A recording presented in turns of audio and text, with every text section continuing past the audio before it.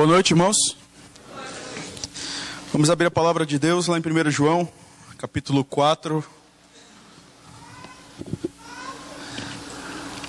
versículo 7 até o versículo 12.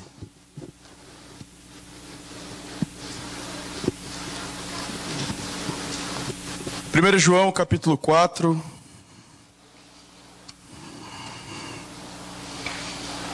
do verso 7 ao verso 12. Diz assim a palavra de Deus: Amados, amemo-nos uns aos outros, porque o amor procede de Deus. E todo aquele que ama é nascido de Deus e conhece a Deus. Aquele que não ama não conhece a Deus, pois Deus é amor. Nisto se manifestou o amor de Deus em nós, em haver Deus enviado o seu Filho unigênito ao mundo, para vivermos por meio dele. Nisto consiste o amor, não em que nós tenhamos amado a Deus, mas em que ele nos amou e enviou o seu Filho como propiciação pelos nossos pecados. Amados, se Deus de tal maneira nos amou, devemos nós também amar uns aos outros. Ninguém jamais viu a Deus. Se amarmos uns aos outros, Deus permanece em nós e o seu amor é em nós aperfeiçoado. Vamos orar mais uma vez?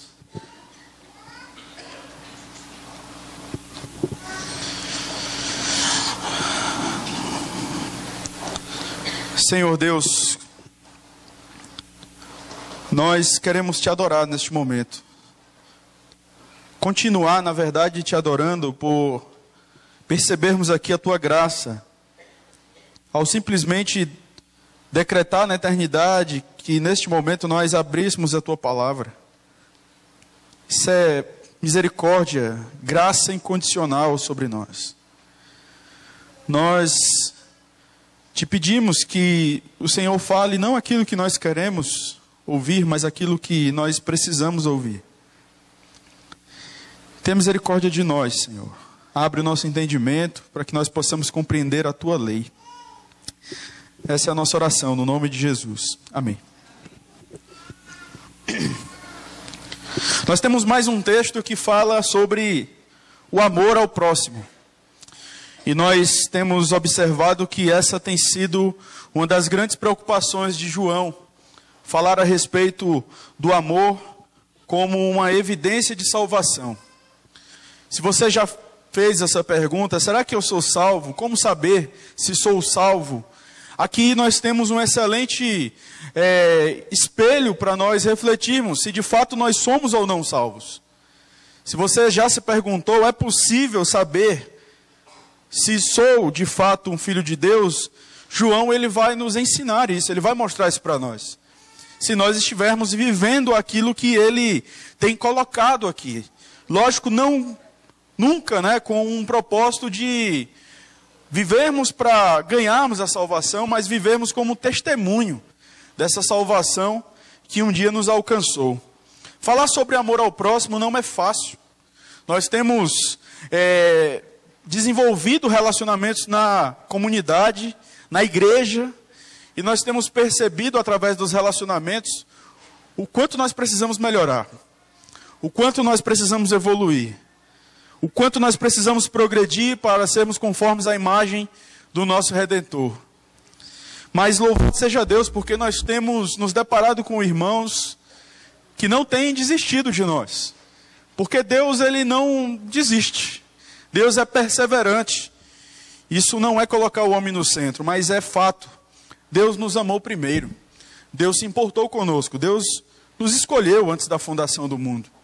Amar não é fácil, mas ao mesmo tempo não é algo que deve fazer parte das nossas desculpas. Amar deve ser uma característica marcante na vida do verdadeiro discípulo.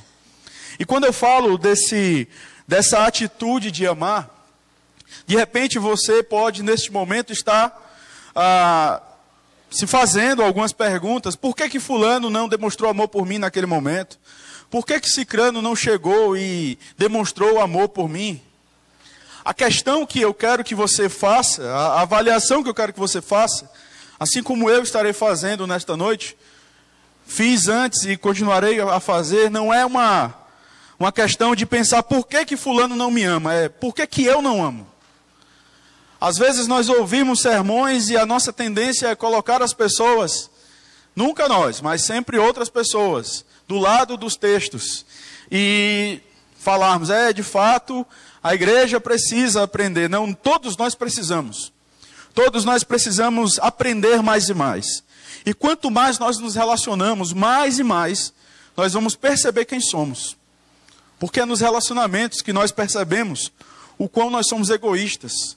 É nos relacionamentos que nós percebemos muitas vezes o quão nós somos orgulhosos.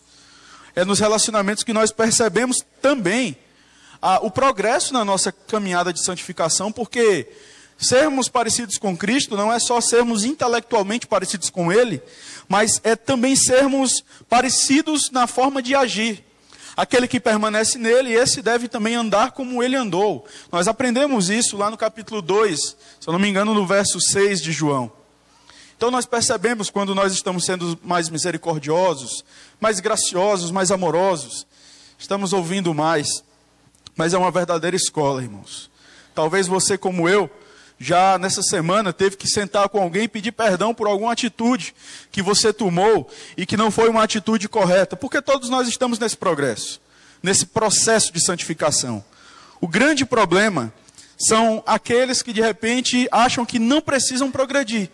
Aqueles que de repente acham que a palavra de Deus não tem nada a ver com eles porque eles se bastam, eles são autossuficientes. João, ele vai nos ensinar hoje por que nós devemos amar o nosso irmão. De repente você já deve ter se feito essa pergunta. Tá bom, o João está falando que eu devo amar o meu irmão. João, ele tem exortado, ele tem nos admoestado nesse ponto. Mas a grande questão é por que eu ainda devo amar o meu irmão? Ele falha tantas vezes comigo, não adianta. A gente, às vezes, a nossa vontade é desistir. Quem nunca teve vontade de desistir de alguém? Quem nunca achou que, de repente, fosse mais fácil evitar alguém do que, de repente, sentar com essa pessoa e buscar desenvolver um relacionamento de acordo com as Escrituras? Não é fácil. Não é fácil. Mas o Senhor nos colocou aqui para nós desenvolvermos esse relacionamento. A arca, no Antigo Testamento, ela era uma tipologia de Cristo. Porque foi ao entrar na arca que a família de Noé, ela esteve segura da ira de Deus. Era na arca que havia a proteção. E a gente acha isso tão glamuroso quando a gente estuda sobre tipologia, teologia bíblica. A gente olha assim, nossa, como é legal a arca do Senhor, né? Que providência maravilhosa, a arca representando Cristo. Mas você já parou para pensar como era dentro da arca? Eu acredito que não era fácil, né? Imagina Noé ouvindo o som daqueles animais. Imagina Noé passando entre os animais e tendo que se deparar com aquele mau cheiro. Se relacionar não é fácil. É glamuroso quando a gente fala que somos um em Cristo.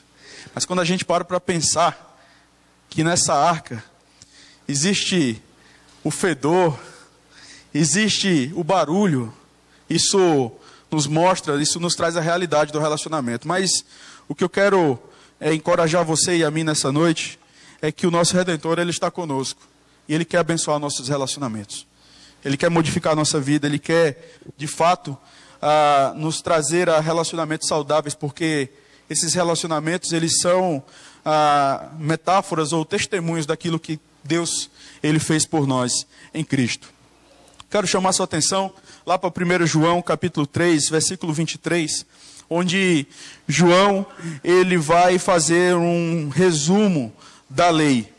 Nós vemos aí no versículo 23 do capítulo 3, ora, o seu mandamento é este, que creiamos em o nome de seu Filho, Jesus Cristo, e nos amemos uns aos outros, segundo o mandamento que nos ordenou. E aí mais para frente, do capítulo 4, do versículo 1 ao versículo 6, nós aprendemos no domingo passado qual deve ser a nossa postura em relação aos falsos mestres. Nós aprendemos no domingo passado que a marca do cristão não é só o amor. A marca do cristão é se preocupar também com uma teologia correta a respeito da pessoa de Cristo. E aí nós temos aqui, mais uma vez, aquilo que nós chamamos do teste do amor. É a terceira vez que João vai fazer esse teste. A primeira vez ele faz lá no capítulo 2, do versículo 7 ao versículo 11, quando ele vai falar a respeito deste mandamento que é antigo, mas é novo também.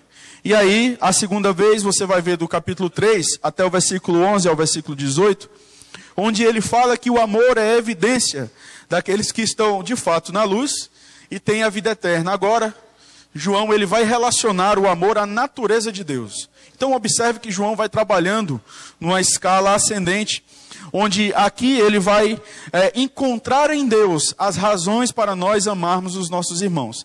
E esse de repente poderia até ser o tema da nossa mensagem, mas eu quero ser ainda mais aplicativo e não menos conectado com o texto. O tema que nós iremos refletir hoje é: por que devemos amar o nosso irmão? E nós encontramos pelo menos 3 razões nesse texto para nós amarmos o nosso irmão. A primeira razão pela qual nós devemos amar o nosso irmão é porque Deus é amor. Olha o que é que diz aí, versículo 7 ao versículo 8. Amados, amemo-nos uns aos outros, porque o amor procede de Deus. E todo aquele que ama é nascido de Deus e conhece a Deus. Aquele que não ama não conhece a Deus, pois Deus é amor. É interessante porque João, dos autores bíblicos, ele é um dos que mais trazem definições a respeito de Deus. Você vai lembrar que João já disse em outro momento que Deus é luz. No capítulo 1, no versículo 5, Deus é luz. No capítulo 4 do Evangelho de João, versículo 24, ele fala que Deus é Espírito. E agora, no versículo 8 do capítulo 4, ele diz que Deus é amor. Essas definições, elas apontam para a natureza de Deus. O que é interessante nós percebermos aqui, é que o amor não é uma das muitas atividades de Deus. O amor não é meramente um atributo de Deus. O amor é o próprio Deus. O amor faz parte da sua natureza. Tudo o que Deus faz vem norteado pelo amor. E aí você me pergunta, mas até a demonstração da sua ira? Sim, até a demonstração da sua ira. Porque isso também servirá para fazer distinção entre a sua igreja e o mundo. Deus é amor. E não existe momento, não existe atitude que Ele tome onde Ele deixa de ser amoroso. E aí nós percebemos que o amor na vida do cristão, diante deste fato de Deus ser amor, o amor na vida do cristão deve ser um hábito. E aí eu chamo a sua atenção para o verso 7, no início, quando ele fala: amados, amemo-nos uns aos outros. É interessante porque a estrutura desse verbo amor aqui, amemo-nos, ela está no presente e traz uma ideia de constância. Nós devemos demonstrar amor pelos nossos irmãos, não em simplesmente uma visita. Nós devemos estar dispostos a amar os nossos irmãos, não simplesmente num evento, não simplesmente no sentido de que, eu vou sentar com meu irmão, eu vou resolver os meus problemas de relacionamento com ele, e ali eu vou demonstrar o meu amor por ele. Não. Essa prática, essa disposição, ela deve ser constante nas nossas vidas. Porque em todo o tempo nós continuamos sendo filhos de Deus. E aí é exatamente o que ele coloca aqui. A ideia é que quando nós nascemos de novo, nós passamos então a comungar dessa natureza amorosa de Deus. Não é uma natureza divina. Mas a ideia é que esse atributo de Deus, de amor, é um atributo que Deus comunica aos seus filhos. Você pode de repente não saber muitas coisas, mas você não pode deixar de amar o seu irmão. Eu acredito que o ladrão na cruz, ele não sabia muitas coisas que eu e você sabemos. Eu tenho certeza disso. Mas Deus, ao salvá-lo, ele não teve ali de repente a oportunidade, não é, de demonstrar. Mas, obviamente, se ele foi para o céu, ele foi renovado por este entendimento de que ele, sim, ao sair dali, ele deveria também amar. Porque a natureza de Deus é amor. Se nós somos filhos de Deus, o filho, ele demonstra a natureza do pai. O filho demonstra os traços do seu pai. E aí não são poucos que muitas vezes olham para determinadas pessoas e dizem: fulano ri como o pai, anda como o pai, fala igual o pai. Quando fulano abre a boca, parece que é o pai que está falando. A ideia é exatamente essa. É nós demonstrarmos que através do nosso amor, nós não fazemos isso para chamar atenção para nós. Nós fazemos isso porque isso reflete Deus através das nossas atitudes. Nós passamos sim a ser coparticipantes dessa natureza de Deus. E isso está lá em 2 Pedro, capítulo 1, no verso 3 ao verso 4. 2 Pedro, capítulo 1, do verso 3 ao verso 4. Nós vemos aí na palavra de Deus: visto como, pelo seu divino poder, nos têm sido doadas todas as coisas que conduzem à vida e à piedade, pelo conhecimento completo daquele que nos chamou para a sua própria glória e virtude, pelas quais nos têm sido doadas as suas preciosas e muito grandes promessas, para que por elas vos torneis coparticipantes da natureza divina, livrando-vos da corrupção das paixões que há no mundo. E aí você vai ver mais para frente, ele falando a respeito da fé, ele falando a respeito da fraternidade, e ele vai encerrar falando a respeito do amor.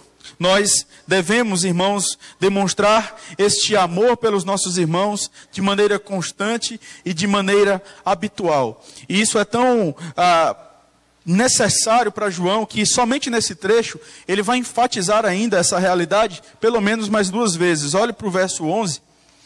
No capítulo 4, ele vai dizer: amados, se Deus de tal maneira nos amou, devemos nós também amar uns aos outros. No verso 12, ninguém jamais viu a Deus. Se amarmos uns aos outros, Deus permanece em nós e o seu amor é em nós aperfeiçoado.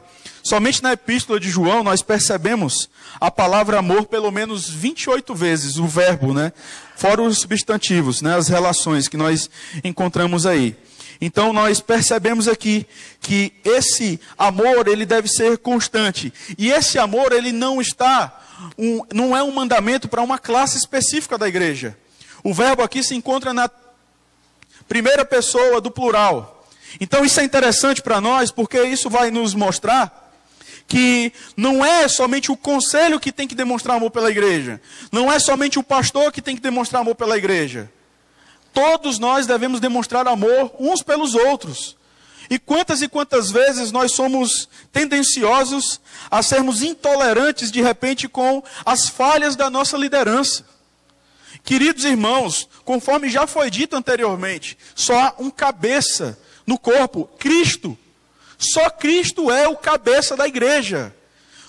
Todos nós dependemos da graça e da misericórdia que há no corpo de Cristo. Nós precisamos ser orientados também. Nós precisamos também ser amados. Nós precisamos ser visitados. Nós precisamos também de momentos de exortação, ou seja, de momentos de encorajamento. Esse mandamento do amor, ele não pode estar restrito a, de repente, um mau testemunho que você encontra em alguém. Você deve amar o seu irmão e você deve amar o seu líder, independente dele. Porque você faz isso para Deus. Porque simplesmente você comunga da natureza de Deus. Essa é a ideia no sentido do amor. Então, nós aprendemos que o amor deve ser um hábito. Deus é amor.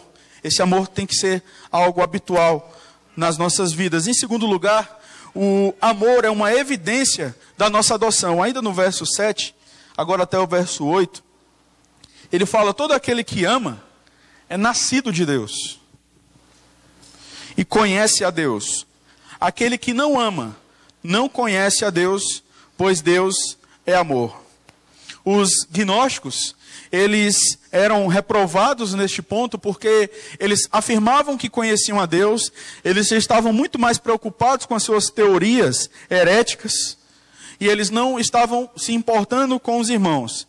E aí é interessante João ele colocar essas palavras, aquele que não ama não conhece a Deus, aquele que ama, esse é o que conhece a Deus, porque a palavra conhecer é a palavra gnose, é de onde vem a palavra gnóstico. Então, esses gnósticos que se diziam conhecedores de Deus, de fato eles não conheciam a Deus porque eles não demonstravam isso pelo amor. Eles não amavam o seu próximo e por isso eles eram reprovados. Fazendo uma avaliação pessoal, à luz da palavra de Deus, você pode dizer que o amor é uma evidência da sua salvação? Será que nós podemos dizer isso? Será que nós podemos dizer que nós temos progredido nos nossos relacionamentos? John Stott, ele argumenta que o cristão que afirma conhecer a Deus, mas não ama o seu irmão, é como afirmar que é amigo de um estrangeiro, cuja língua não podemos falar. Ou como temos nascido de pais, com quem não temos a menor semelhança. Se nós falamos que amamos a Deus, que conhecemos a Deus, mas não amamos o nosso irmão, nós estamos, de outra forma, testemunhando que nós somos de fato mentirosos. A marca do verdadeiro cristão é o amor. Se nós nascemos do nosso Pai, nós iremos imitá-lo. Nós iremos fazer aquilo que lhe agrada. Nós iremos viver em função dele, em função daquilo que ele gosta, porque nós queremos agradar o nosso Pai. Só que o grande problema é que parece que muitas pessoas entram na igreja para que os seus projetos pessoais eles sejam concretizados. Para que em Cristo a sua vida ela se torne melhor. Só que o grande ponto do Evangelho é que nós entramos na igreja para demonstrar que nós morremos e que agora nós estamos dispostos a vivermos a vida que Cristo tem para nós. E muitas vezes essa vida que Cristo tem para nós não será uma vida confortável. Porque não é confortável você ter que ir de repente para algum irmão e pedir perdão por uma falha que você teve. Quem falar que é confortável, eu particularmente não acho. De repente você acha. Não sendo irônico, sinceramente. Mas eu não acho confortável ter que repensar algumas coisas, porque de repente você pecou com o seu irmão, e você sentar com ele e pedir perdão. Porque isso agrada a Deus.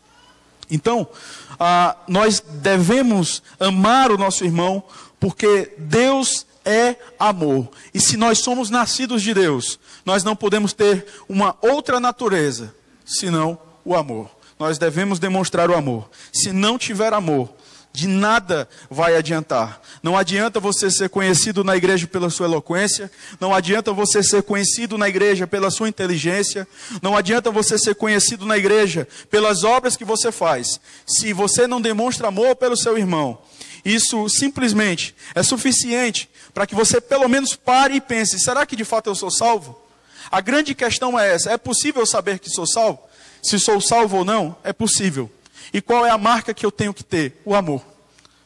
Essa é a marca inseparável daqueles que nasceram de novo. A segunda razão pela qual nós devemos amar o nosso irmão, encontra-se aí do verso 9 ao verso 11.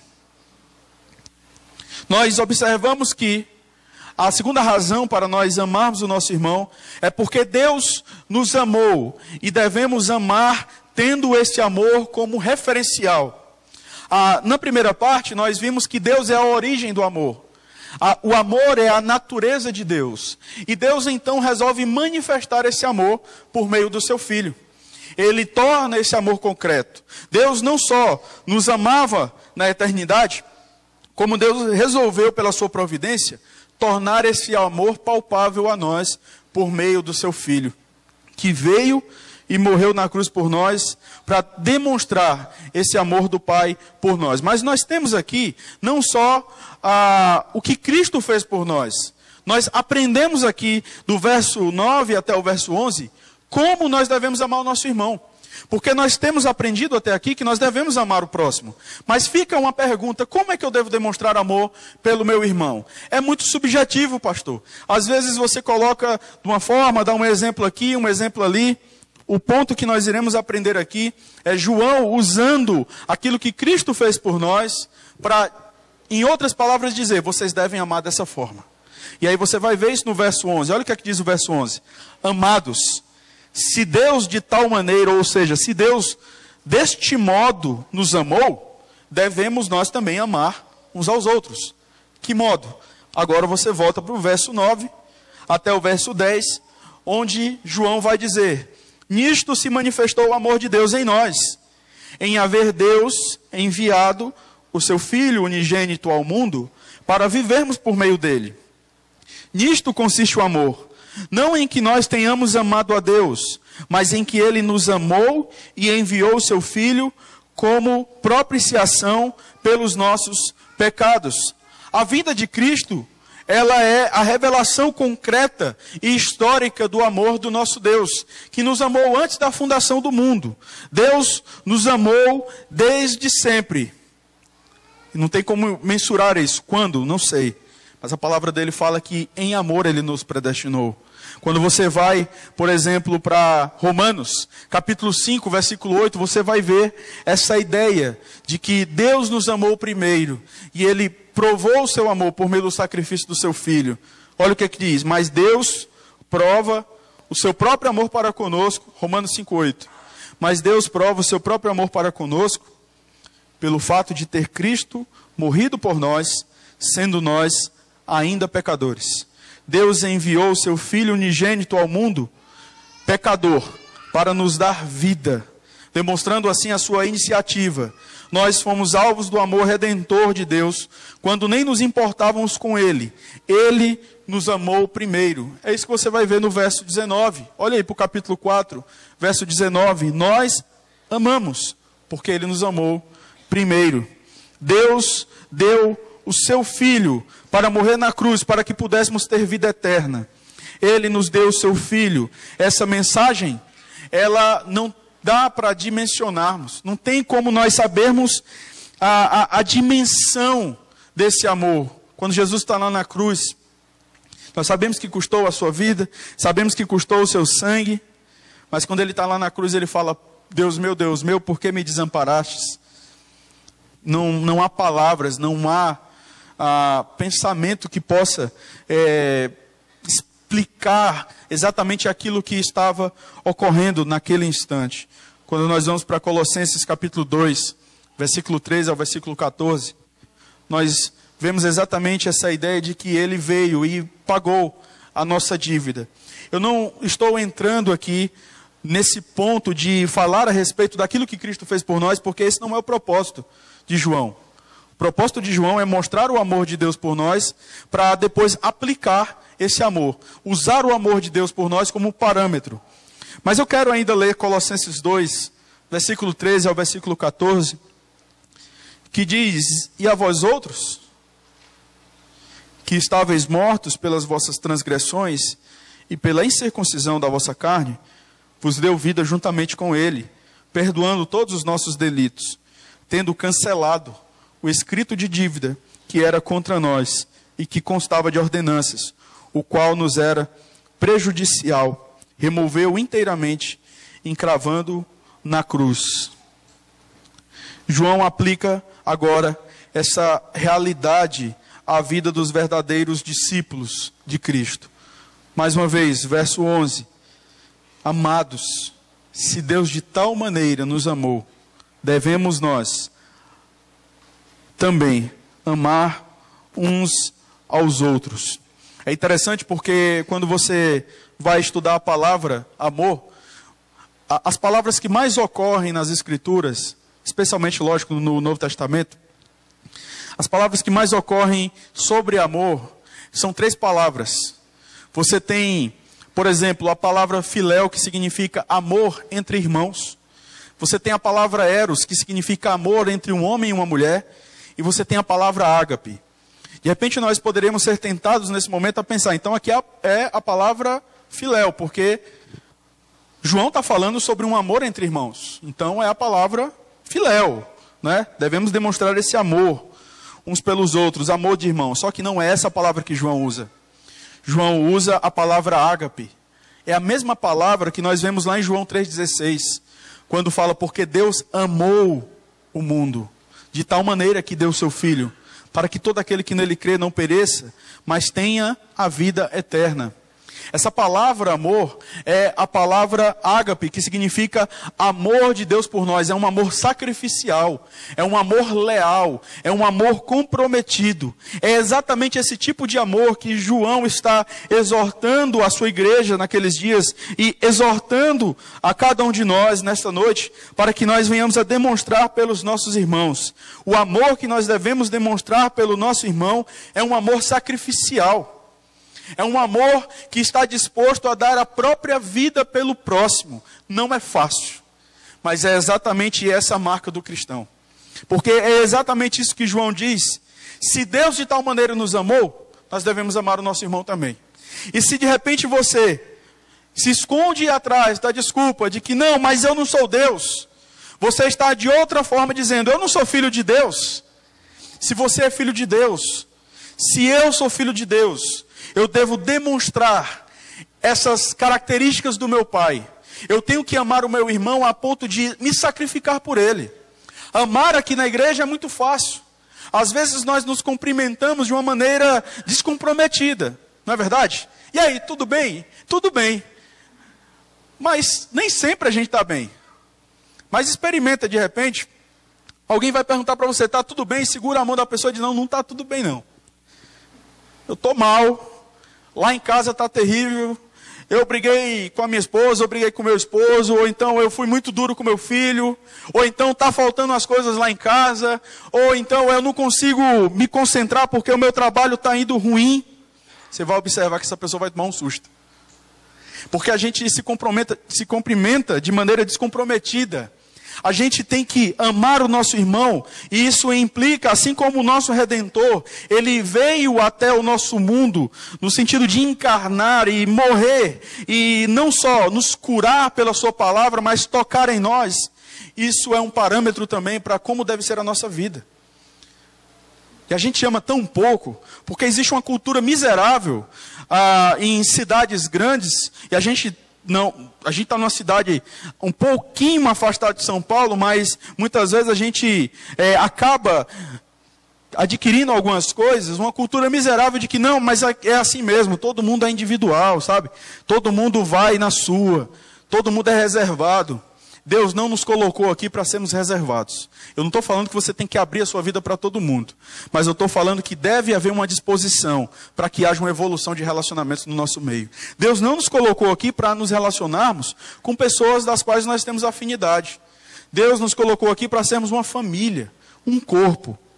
E isso é complicado, mas é o que o Senhor tem para nós e nós devemos obedecer. Essa ideia de ter o amor de Deus por nós como parâmetro não é algo novo. É o que vemos no ensino paulino, por exemplo. Quando você vai lá para Colossenses capítulo 3, versículo 13, o texto que nós lemos na liturgia, a palavra de Deus diz, suportai-vos uns aos outros, perdoai-vos mutuamente, caso alguém tenha motivo de queixa contra outrem, assim como o Senhor vos perdoou, assim também, como é que diz aqui o texto? Assim como o Senhor vos perdoou, assim também perdoai vós. Como é que Deus nos perdoou? E aí algumas perguntas começam a surgir. Colossenses 3, ainda no versículo 15, seja a paz de Cristo, o árbitro em vosso coração, a qual também fostes chamados em um só corpo, e sede agradecidos. A ideia aqui é de um juiz que vai como é que eu posso dizer, controlar uma situação. Só que o ponto é, o que é que deve controlar os meus relacionamentos? O contexto de Paulo é relacionamento. O que é que deve controlar as minhas respostas? O que é que deve controlar as minhas atitudes em relação ao meu irmão? É a falha que ele cometeu? É a decepção? É o fato dele não ter atendido às minhas expectativas? Não. É o que Cristo fez por nós. E o que muitas vezes, irmãos, nós somos tentados a fazer é ficarmos descontentes com um erro do irmão e começar a inflamar a igreja, para que a igreja ela comece a entender como eu tenho razão. Olha, eu tenho razão, de fato ele errou. E aí as pessoas começam a se inflamar na igreja. Isso é demoníaco, irmãos. Isso é mundano. Se alguém chegar para você, para de repente inflamar você contra um outro irmão que pecou contra ele, você também não pode ter temor de homens no coração. Você tem que temer a Deus e tem que olhar para esse irmão e dizer: você já foi falar com ele? Você já sentou com ele? Você já pediu perdão para ele? Ou então você já confrontou esse irmão? Só que o mais fácil é assumirmos uma postura de covardia muitas vezes e simplesmente ficarmos na retaguarda, na trincheira onde ninguém nos vê, onde estamos protegidos e de repente ali emitirmos críticas a pessoas que até pecaram contra nós. Mas não é isso que deve controlar as suas atitudes. Não é o pecado do irmão, mas é o que Cristo fez. Se Ele veio e morreu por nós, se Deus estabeleceu a paz por meio do seu Filho, essa paz que foi estabelecida por Deus, quando eu não merecia, essa paz que foi estabelecida por Deus incondicionalmente, essa paz ela deve nortear o meu coração hoje. Com quem você precisa sentar nessa semana? Com quem você precisa conversar? Será que você está tentando resolver os seus relacionamentos, de repente inflando outras pessoas contra alguém que desapontou você?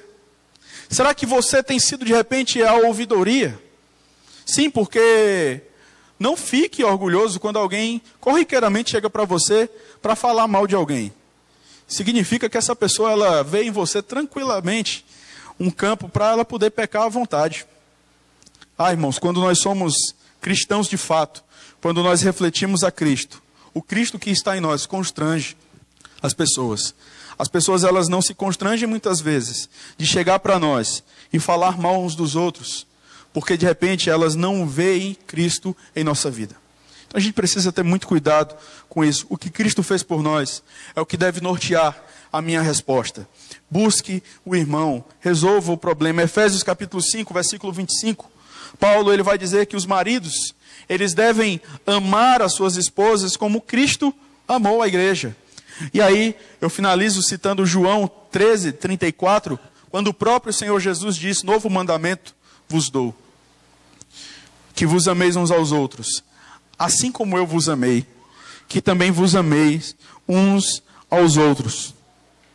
Nós concluímos aqui que em Cristo nós não temos somente a redenção da nossa alma. Em Cristo nós temos um parâmetro de como deve ser a nossa vida. Em Cristo nós devemos perceber não só aquilo que diz respeito ao meu futuro, e não só aquilo que diz respeito ao meu passado, mas em Cristo nós devemos perceber aquilo que diz respeito ao meu presente. Como é que eu devo viver hoje? Como é que eu devo encarar os meus relacionamentos hoje? Paul Tripp, em seu livro Em Busca de Algo Maior, ele fala que Jesus, pelo seu corpo quebrado e sangrento na cruz, não só deu ao reino de Deus a sua vida e esperança, mas o seu paradigma de vida. Não é à toa que o Senhor Jesus, Ele nos chama a negarmos a nós mesmos, tomarmos a nossa cruz e então segui-lo. O Rei nos perdoou e devemos fazer o mesmo com os nossos irmãos. Se o padrão do amor que devemos aos nossos irmãos está em Cristo, nós vamos extrair pelo menos 3 implicações disso. 3 implicações daquilo que nós podemos perceber no amor de Deus por nós. Em primeiro lugar, nós observamos que o amor de Deus por nós, ele foi incondicional. E se o amor de Deus por nós foi incondicional, e se João diz que nós devemos amar da mesma forma os nossos irmãos, logo o nosso amor pelo nosso irmão deve ser incondicional. Isso não significa que você não possa confrontá-lo. Isso não significa que você não possa sentar com ele e dizer: você pecou, você precisa mudar nesse ponto, desde que seja de fato bíblico. Mas isso significa que antes mesmo dele mudar, você deve amá-lo. Porque antes mesmo de nós atentarmos para Deus, Deus nos amava. Deus olhou para nós com misericórdia. Deus olhou para nós com amor. O seu amor e o meu amor pelo nosso irmão não pode estar condicionado à resposta dele. O nosso amor tem que estar condicionado a Deus. E se Deus me amou antes da fundação do mundo, eu tenho que amar o meu irmão antes mesmo de resolver problema de relacionamento com ele. E aí, nós vemos, por exemplo, Efésios, capítulo 1, versículo 4, na parte B, e versículo 5. Quando Paulo fala que em amor ele nos predestinou, ou seja, ele já nos amava. O verbo amor aqui, ele traz essa ideia de um amor completo. O amor de Deus por nós, ele não está sendo aperfeiçoado. Essa palavra, esse verbo amor aqui, não é o mesmo verbo que nós encontramos, não está da mesma forma que nós encontramos no verso 7, quando diz que o amor tem que ser algo constante. A expressão que João usa aqui em relação ao amor é um amor completo, um amor perfeito, um amor que não está sendo aperfeiçoado por nós.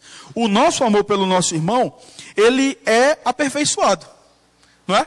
Hoje você, com certeza, vai olhar, de repente, para a história e você vai perceber que existem irmãos que você ama hoje muito mais do que antes. Porque você passou por lutas, resolveram muitos problemas, foram muitos conflitos e, pela graça de Deus, perseveraram, estão aí. E hoje você ama essa pessoa muito mais. O amor de Deus por nós não é assim. O amor de Deus por nós, ele é completo. Sim, de fato, esse amor perfeito nós não temos como ter. Porque nós não somos perfeitos, não comungamos da natureza perfeita de Deus. Mas nós devemos buscar isso. Devemos buscar ser santos, como Ele é santo.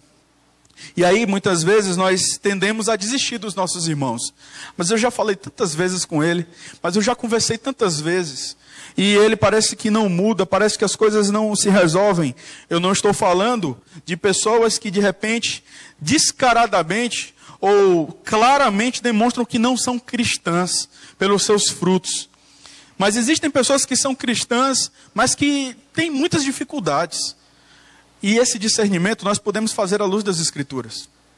Aqueles que não são cristãos, você pode ficar tranquilo, porque a palavra de Deus diz que nós não temos comunhão com essas pessoas. A nossa comunhão é com os eleitos. A nossa comunhão é com aqueles que nasceram de novo e que professam a mesma fé que nós. Paul Tripp, em seu livro Relacionamentos, uma confusão que vale a pena, ele fala, se você ainda estivesse perguntando, por que me importar? A resposta é, porque Ele se importou. Se Deus se importou conosco, nós devemos nos importar com os nossos irmãos. Porque assim estaremos demonstrando que somos filhos do nosso Deus, nosso Pai Celestial. Em segundo lugar, nós aprendemos aqui que dentro desse propósito de encararmos no amor de Deus o parâmetro para amarmos o nosso irmão, e como nós devemos amar, nós vimos que devemos amar incondicionalmente.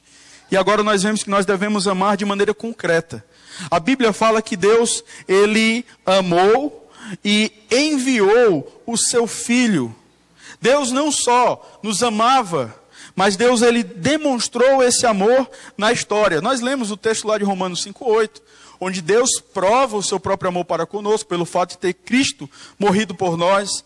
Nós temos aqui no capítulo 3 de João, no verso 17 até o verso 18, o seguinte: ora, aquele que possui recursos deste mundo, e vir a seu irmão padecer necessidade, e fechar-lhe o seu coração, como pode permanecer nele o amor de Deus? A ideia não é só dizer que ama, mas é demonstrar esse amor. No verso 18 ele fala, filhinhos, não amemos de palavra nem de língua, mas de fato e de verdade. Não adianta dizer que está tudo bem, se você de repente ignora o seu irmão. Não adianta dizer que está tudo bem, se de repente você não perdoa o seu irmão. Não adianta dizer que está tudo bem, se você não tem a tranquilidade, por mais difícil que seja em alguns momentos, de ficar pelo menos perto do seu irmão. Não adianta, porque esse amor que Deus nos mostra aqui, que João nos mostra, ele deve ser um amor concreto, um amor palpável. Deus não nos chama simplesmente para dizermos que amamos. O amor não é só uma ideia, o amor é um verbo e nós precisamos vivenciar isso todos os dias. O propósito de Deus é nos tornar parecidos com Ele. E Deus vai usar os relacionamentos para aperfeiçoar esse amor em mim e em você. Não adianta nesse momento ficar pensando, os irmãos precisam me amar, os irmãos não se lembram de mim, marcam as coisas, não me chamam, faz isso e aquilo outro, posta no Facebook e não me marca, né? Porque hoje já está assim, posta no Facebook e não me marca. Querido, ame, independente de qualquer coisa, ame o seu irmão, porque você deve prestar contas a Deus. No dia em que o seu irmão estiver condicionando a sua atitude de amar, você pode ter certeza que o seu Deus não é o Deus da Bíblia. O seu Deus é o seu orgulho. O seu Deus, de repente, é a sua imagem. Quem condiciona as nossas atitudes é o nosso Deus. Porque quer comais, quer bebais, ou façais outra coisa qualquer, fazei tudo para a glória de Deus. Os problemas de relacionamento, eles não desrespeitam muitas vezes ao nosso irmão. Eles vão falhar conosco. Mas os problemas que muitas vezes batem à nossa porta, não marcam na nossa agenda, eles têm muito mais a ver conosco. Porque você e eu temos que dar uma resposta diante de Deus. Ainda que o meu irmão, ele demonstre atitudes equivocadas em relação a mim, eu tenho que amá-lo, porque Deus espera isso de mim. E não por causa do meu irmão, primariamente. Então isso modifica a nossa forma de compreender e de executar o amor. E em último lugar, nós vemos que Deus nos amou de maneira redentora. Deus nos amou não somente a ponto de saldar a nossa dívida, mandando seu Filho para pagar a nossa dívida, cancelar o escrito de dívida em nosso lugar. Mas Ele nos amou e continua nos amando, ao passo que vai mudando a nossa forma de viver, para que sejamos semelhantes a Cristo. Deus nos colocou juntos, para que através dos nossos relacionamentos, pudéssemos ser instrumentos de santificação, um na vida do outro. Devemos amar nossos irmãos, tendo o que Deus fez por nós em Cristo como parâmetro. Devemos imitar o nosso Pai. Eu olho para trás, eu cheguei aqui em 2013, e algumas pessoas, de repente, podem até achar, eu sei, todo canto que eu passo, eu achei isso, porque eu tenho uma cara um pouco fechada. E assim, é uma questão de estética, irmão, não tem jeito. Né? Não é uma questão de espírito. A gente sorri às vezes, mas às vezes nem sempre dá. Então, assim, não é que a gente está com raiva do mundo e da vida.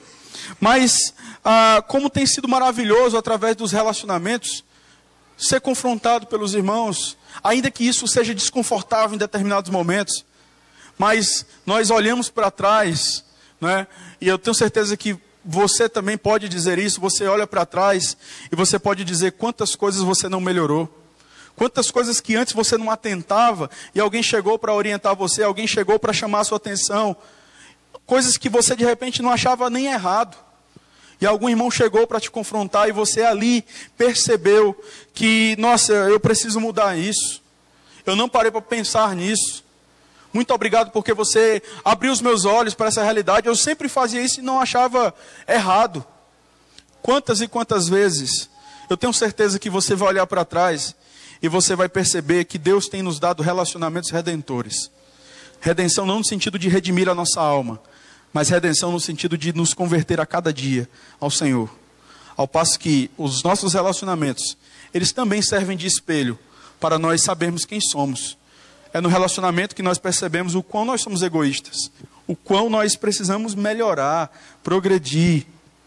Então, queridos, não abra mão dos relacionamentos. E em último lugar, a última razão que nós percebemos aqui no texto, a primeira, ela está relacionada à origem, Deus é amor. A segunda é porque Deus nos amou, ou seja, encarar no amor de Cristo o parâmetro para amarmos o nosso irmão. E a terceira e última razão que nós encontramos aqui, é que nós devemos refletir o Senhor Deus. Nós refletimos o Senhor Deus todas as vezes que amamos de fato e de verdade. Olha o que é que diz o versículo 12. Ninguém jamais viu a Deus. Interessante essa colocação. Dentro desse contexto, João ele vai dizer, ninguém jamais viu a Deus. Se amarmos uns aos outros, Deus permanece em nós. E aí ele continua, e o seu amor é em nós aperfeiçoado. O ponto que eu quero fundamentar aqui, antes de entrar na questão, é de fato defender algo que você já sabe. Jamais alguém viu a aparência de Deus, do próprio Deus. Nós vemos Cristo. A Bíblia fala que nele habita toda a plenitude da divindade. Acho que Colossenses 2:9. Lá em João 10:30, Jesus diz, eu e o Pai somos um. Mas, ao mesmo tempo, a palavra de Deus diz que Deus é Espírito. E aí, lá em Deuteronômio, capítulo 4, verso 12, eu vou ler alguns textos aqui, diz assim, então o Senhor vos falou do meio do fogo, a voz das palavras ouvistes, porém, além da voz, não vistes aparência nenhuma. E aí, lá em 1 Timóteo, capítulo 1, versículo 17, diz o texto: assim, ao Rei eterno, imortal, invisível, Deus único, honra e glória pelos séculos dos séculos. Amém. Deus invisível. Ainda em 1 Timóteo 6,16, o único que possui imortalidade, que habita em luz inacessível, a quem homem algum jamais viu, nem é capaz de ver. A ele honra e poder eterno. Amém. E aí nós temos lá João, mais uma vez, 4:24, que diz que Deus é Espírito. Quando você vai para o Antigo Testamento, você vê que Deus, ele, em alguns personagens bíblicos, ele apontou para Cristo, né? Eram tipologias. E aí você vê, por exemplo, Moisés, você vê Isaac, até mesmo o tabernáculo era, de fato, algo material que apontava para a realidade de que Deus estava ali no meio. Você vê o próprio Davi. E aí as coisas começam a progredir, e você vai lá para João 1,14, quando fala que o verbo se fez carne e habitou entre nós.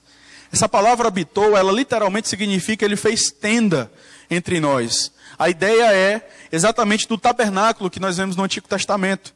Assim como o tabernáculo representava ali não que era, mas que apontava para a realidade divina, Deus no meio do povo, assim Cristo, ele é de fato o Deus, é a revelação máxima de Deus. E aí vamos montar aqui aquilo que nós entendemos como a teologia da imagem e semelhança de Deus em nós. Romanos capítulo 8, verso 29 diz que Deus nos escolheu de antemão, Deus nos conheceu de antemão, porque os que de antemão conheceu, também os predestinou para serem conformes à imagem de Cristo. Os irmãos estão me acompanhando até aqui? Hebreus capítulo 1 fala que Cristo é o resplendor da glória de quem? De Deus. Quem vê a Cristo vê o Pai. Se nós somos chamados para sermos parecidos com Cristo, e Cristo é o reflexo do Pai, logo em Cristo nós podemos concluir que nós somos chamados para termos essa imagem e semelhança de Deus restaurada em nós. Então a ideia é sermos, de certa forma, como era a ideia no princípio, reflexos do pensamento divino. Reflexos da imagem e semelhança de Deus. Não é à toa que as Escrituras vão nos chamar de embaixadores. Nós somos representantes de Deus. Eu quero citar aqui mais uma vez Paul Tripp, no seu livro agora Instrumentos na Mão do Redentor. Quando ele fala sobre os embaixadores, ele diz assim: como embaixadores, não somos somente chamados para falar a verdade, mas para sermos ilustrações reais, vivas, de carne e sangue. Não somos somente porta-vozes de Deus, somos exemplos. Não somos simplesmente alguém que fala por Deus. Somos a evidência dele. Nossas vidas testificam do poder da sua graça para transformar corações. Isso é visto na maneira que revelamos o amor que Deus nos mostrou. E aí, mais para frente, ele fala, ainda no seu livro Instrumentos na Mão do Redentor, ele diz: nós não somos o que as pessoas necessitam. Nosso propósito é colocá-las em contato com o Cristo vivo, ativo e redentor. A finalidade não sou eu. A finalidade não é você.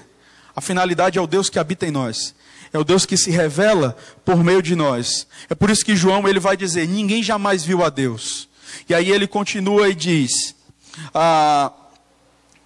se amarmos uns aos outros, Deus permanece em nós. Ou seja, o amor é o veículo de Deus, onde ele demonstra amor pelo seu povo. Ninguém jamais viu a Deus, mas nós podemos perceber Deus, ver Deus, por meio do amor mútuo que nós temos uns para com os outros. Deus se torna visível por meio do amor que a igreja tem uns para com os outros. E aí, será que nós temos percebido Deus no nosso meio? Deus continua amando o seu povo. E Deus não só ama o seu povo pelas obras da criação. Deus ama o seu povo. Deus ama o seu povo por meio do amor demonstrado pela igreja. E aí lá em 2 Coríntios 7, versículo 5, versículo 6, nós temos exatamente essa ideia. A palavra de Deus nos diz, 2 Coríntios 7, do 5 ao 6, porque chegando nós à Macedônia, nenhum alívio tivemos, pelo contrário, em tudo fomos atribulados, lutas por fora, temores por dentro. Porém Deus, que conforta os abatidos, nos consolou com a chegada de Tito. Quem está falando isso aqui é Paulo. Paulo reconhece na chegada de Tito, na importância que Tito dá para ele naquele momento, que quem estava ali consolando a ele não era Tito, mas era Deus por meio de Tito.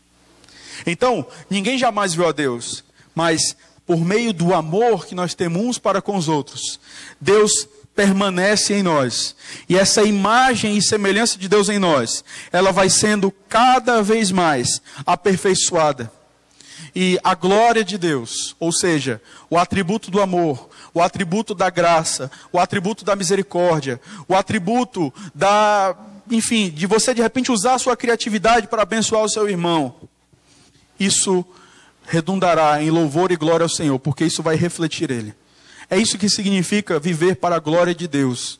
Viver para a glória de Deus é viver de acordo com esses atributos de Deus em nós, por meio de Cristo. E aí quando você vai lá para Mateus 5,16, Jesus vai dizer assim: brilhe, pois, a vossa luz diante dos homens, para que vejam as vossas boas obras e glorifiquem ao vosso Pai que estás nos céus. Porque a ideia aqui é que as obras elas não são necessariamente suas. As obras elas diz respeito ao Deus que habita em você. Deus se torna visível pelo amor da sua igreja.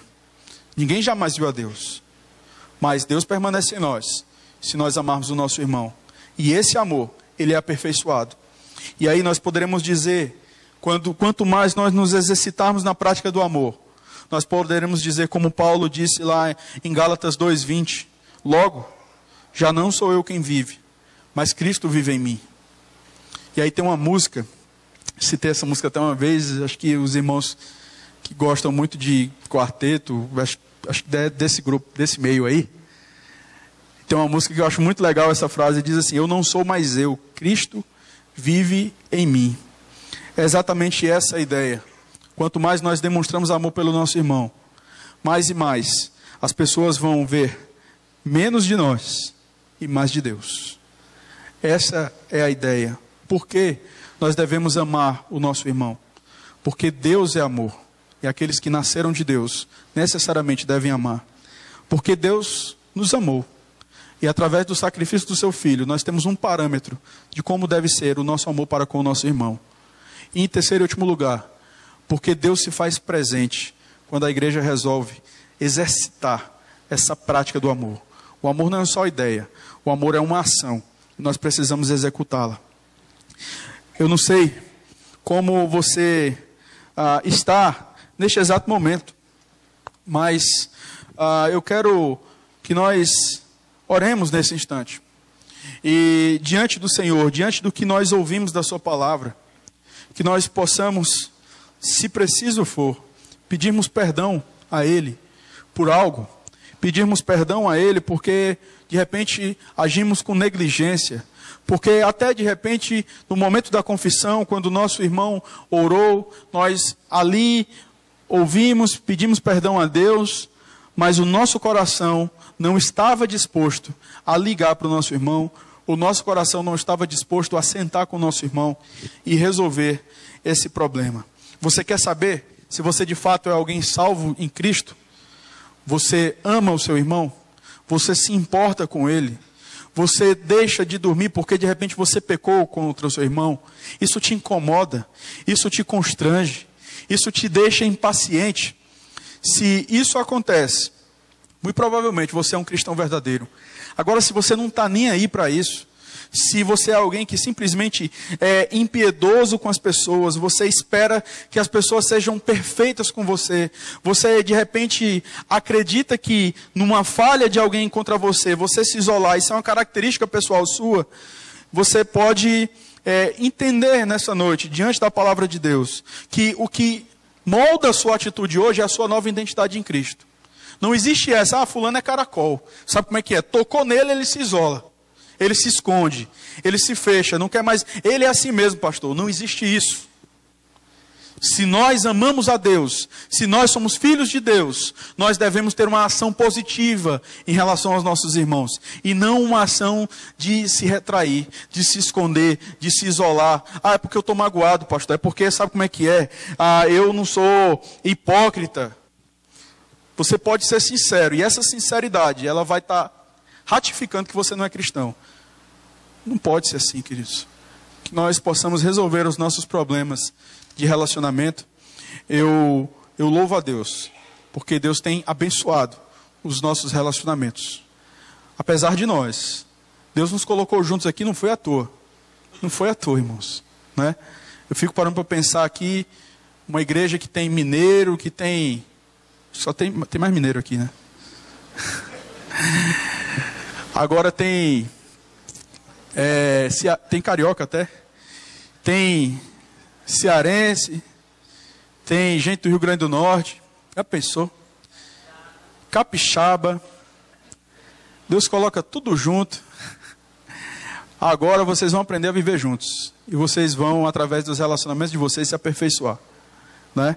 E eu lembro quando eu cheguei aqui, a gente, apesar de ser bem aberto, assim, de falar, de sair rindo e brincando, aquela coisa toda, eu percebi que o mineiro ele é mais do que o cearense nesse ponto, né? E no começo a gente meio que estranhou, mas como foi bom a gente perceber o seguinte: tem coisas, irmãos, que não podem ser interpretadas pela nossa, pela nossa região. Ah, não, liga não, é porque eu sou cearense mesmo, então o cearense resolve tudo na faca, né? Resolve tudo assim na peixeira. Não. Pouco importa de onde eu vim. O que importa é de onde eu sou hoje. E eu sou do reino dos céus. E a minha vida é governada por este rei, que controla as minhas ações e a minha atitude. Ah, fulano é isso, é aquilo. Você é filho de Deus? Sou. Então você tem que ter uma atitude que de fato vai refletir o Deus que você serve. Que Deus nos abençoe, que Deus nos ajude e que nós possamos nos aperfeiçoar, mesmo diante das nossas debilidades. Se algum irmão pecar contra você, entenda isso como uma oportunidade que Deus está lhe dando para que você possa se parecer mais com Cristo. Ao de repente ir até Ele, como Cristo fez conosco, Ele veio até nós. Isso desde o Éden, Deus estava dando para nós este exemplo, né? Deus foi até o homem que pecou contra Ele. Deus sabia de tudo, mas Deus foi lá. Então, pode ser que você esteja olhando até para mim agora, porque o pastor não veio falar comigo, eu não sei. Como você também não sabe, de repente eu estou magoado com você e você não sabe. O que é que a gente faz? Senta e fala, se resolve. Nós não temos uma bola de cristal, né? Não temos o dom da adivinhação, graças a Deus. Conduzimos a nossa vida pelas Escrituras. Que o Senhor nos abençoe e que o Senhor nos ajude a vivermos conforme a imagem de Cristo em nós.